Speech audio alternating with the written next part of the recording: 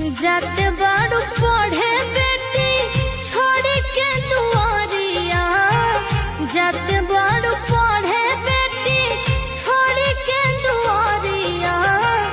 गिरे मत दीहा बेटी पापा के पगड़िया, गिरे मत दीहा बेटी